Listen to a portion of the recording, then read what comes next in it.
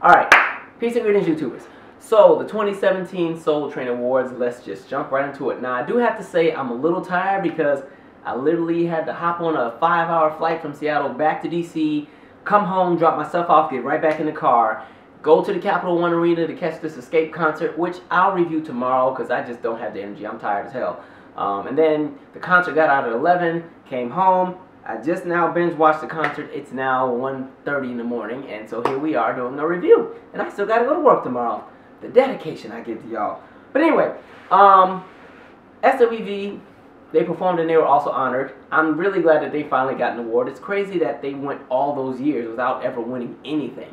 And it wasn't because they sucked or anything. It was more so just because the industry was so competitive, and there were just so many acts at the time, because pretty much everybody was going platinum or going gold and getting hits. That was back when you could have like 30 and 40 acts out at the same time and they were all doing really good. And so, you know, of course the industry had their favorites. So pretty much if your name, especially between like 94 and 96, if your name was not Mary J. Blige or Toni Braxton or TLC or Whitney or Janet, you weren't winning any awards because they took them from everybody. Like, I'm sure there's a bunch of awards that SWV thought they were going to win and it went to TLC or maybe En Vogue. I know they wanted to beat some of them girls up backstage. Bad enough SWV was already supposed to be called TLC, but, you know, anyway. But it is kind of cool to see, like, a lot of these R&B girl groups are kind of all back out at the same time again. Like, I just saw that En Vogue has a new song out. I forgot who it's with. I think it's with Snoop Dogg, but I know it's with a rapper. So En Vogue has a new song out. You know, TLC came out with their album, and I think they're going on tour in Europe right now. And then Escape is on tour, obviously, and now SWV, you know, they've still actually been performing for a long time, at least since like 07. They've been consistent, and you know, they had an album come out about 2 years ago. I think that's the one with Man Crush Monday on it, or Man Crush Every Day, whatever that song was. But so good for them. By the way, Coco's voice is very underrated. Like, Coco always could sing, but I didn't notice how powerful her voice was until like maybe 2007. When she did the BET Awards with Alicia Keys that time, where it was SWV and En Vogue and TLC, and they all did that big performance. That's when I noticed, like, okay, I knew Coco could sing, but, you know, her voice matured, and it got really heavy and rich, and Coco just gets it in. Like, she eats the stage alive, and she has stamina. She just be pulling notes out of nowhere, and so good for her. I'm glad that they won that award, and it was fun to watch. You know, they had the little dancers, and then, you know, Adam Blackstone's the musical director for the show. He can always make anybody sound real good because he has a good ear for music when it comes to musicality and the musical arrangements and everything like that. And so they were fun to watch, very nostalgic. SWV has so many hits, man. Like, you know, I'm So Into You and Rain and You're the One for Me and Use Your Heart, and what else did they have? You know, Weak and Always on My Mind and Downtown. Like, they just have some classics. I might be listening to them on the way to work tomorrow. So good for them. Moving on, Erykah Badu was the host. I think she's always good at hosting, and she's the perfect element for this kind of award show. If I had a beef with this award show, I felt like there were less people there this year than usual, and my critique would just be, I know a lot of R&B acts keep saying, you know, the AMAs or the Grammys or the MTV Awards or the Billboard Awards are not really including us, and I keep saying, like, listen, they're not going to because we're just not invited to that kind of cookout. They want to do their own thing, we ain't invited, and so it's important that we also support our, you know, our own award shows. Specifically, this award show, BET Awards, are pretty much the only two outlets a lot of R&B acts have when it comes to, you know, getting a platform to perform in front of millions of people, you know, in an instant. You know what I mean? And so I feel like, you know, a lot of these R&B acts who choose to not really show up to these award shows, like, listen, you're digging your own ditch. Like, get that exposure. Don't act like you're too good. But yeah, so there was, I don't know, it was just noticeable that they had nobody to pan to. They kept panning to Toni Braxton. I'm like, I know she ain't the only celebrity in there. Goodness. But anyway, and there's no problem with that. We love looking at Toni. Tamar performed. She performed blind. By the way, I will talk about this tomorrow in my Escape video, but she gives a really good vocal live. Like, she gets a lot of flack sometimes, and people are always talking about, oh, she can't sing live, or she lip syncs and stuff like that. And so I really, based on just what I saw at the Escape show, she did really well vocally. But as far as this performance, I like the song, I like the performance. My only issue, and I'm going to try to word this carefully so it doesn't come off the wrong way. Let me backtrack and give a little anecdote here.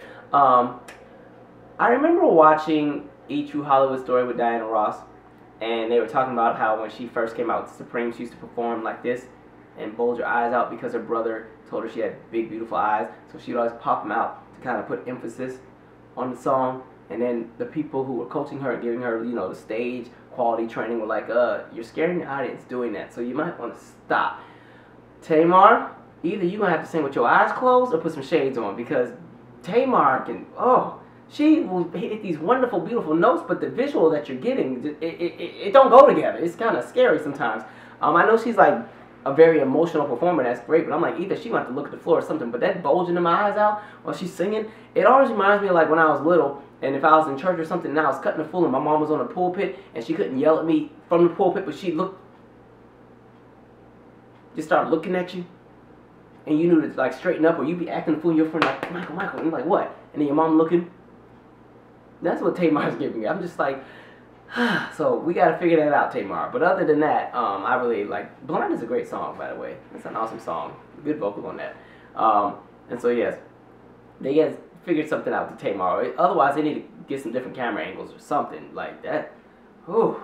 Anyway, I like the Cypher as well. And Tamar fans, don't fight me. That wasn't even me being shady, because some of y'all be dramatic as far as different fan bases. Y'all be doing too much. The Cypher was good. It was my music. By the way, I did not know he was from Savannah, Georgia. That's where my people from. What up? But I might have to go buy his music now. Say yeah. Faith Evans, Fantasia, and Bilal.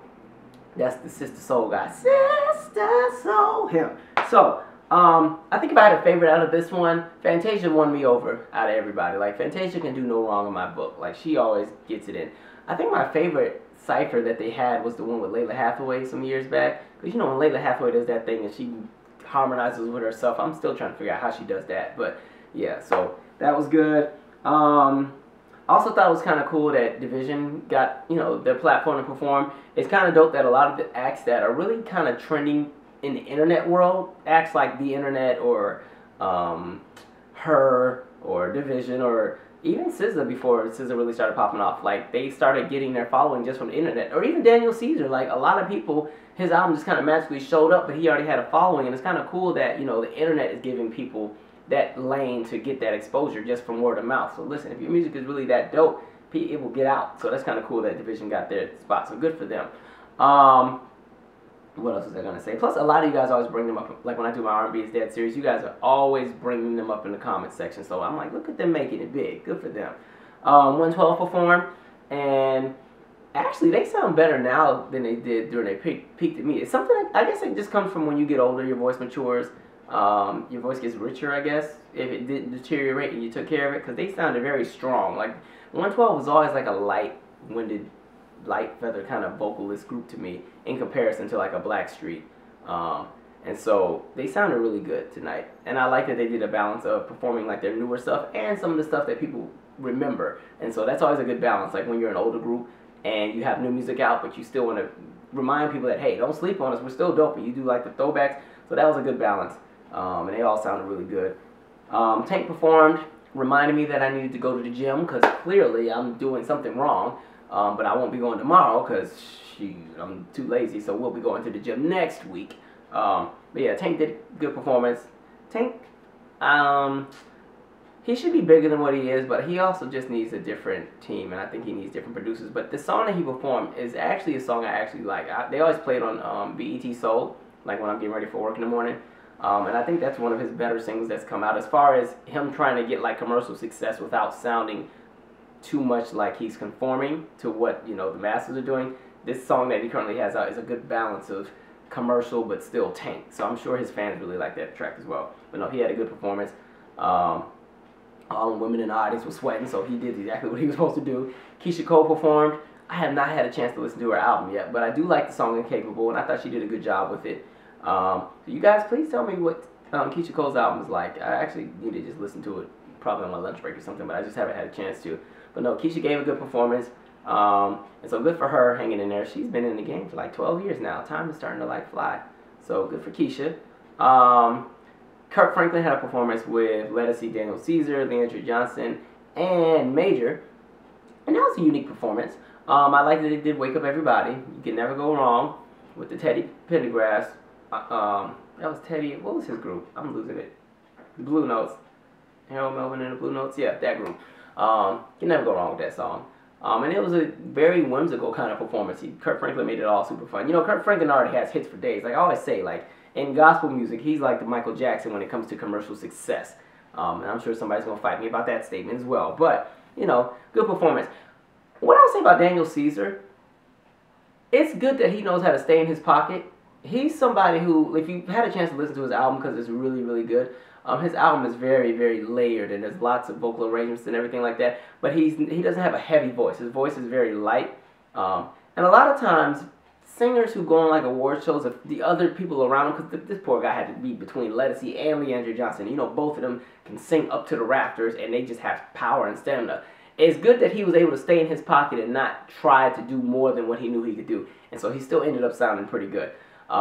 If I had a critique for him, but I actually like him the way he is because I think that's just his artistry, I would probably recommend just some staging just to make him look a little bit more present on stage. But I really just think that's how he is, and that's just his artistry. I think that fits his brand. You know what I mean? And so I really like his album. If you haven't got it, that's a really, really dope album. Probably my favorite album that's come out this year.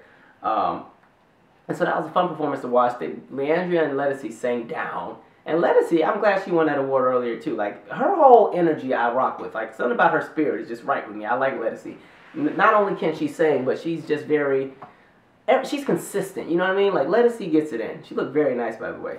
What else? Oh, last week's was the Toni Braxton tribute. Okay, so let me say this. So they did the Toni Braxton tribute, and you guys know Toni's one of my favorites as well. Pretty much everybody out the 90s is one of my favorites. But Toni, the thing that I've noticed, Toni has such a unique voice that it's really, really difficult for people to kind of cover her songs and do it well. The three people selected to do her tribute are all excellent singers, but I think none of their performances really just fit what I was hoping I would see for a Toni Braxton tribute. And I think that just goes to the fact that Toni Braxton has such a unique voice.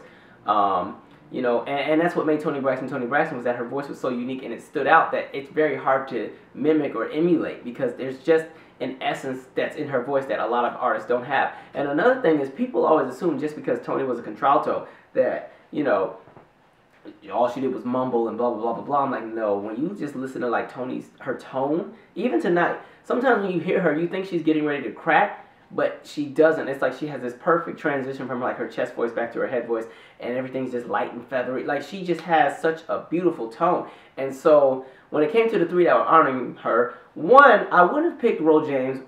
I mean, well, that was Ro James, right? I'm losing it. Sorry, guys, I'm exhausted. Yeah, that should have been Ro James, I think. Yeah, Ro James. I don't know why I had BJ Chicago Kid in my head, but I wouldn't have picked Ro James to do a Toni Braxton tribute just because his voice fits for the kind of music that he makes, but for what Toni demands, it doesn't fit him.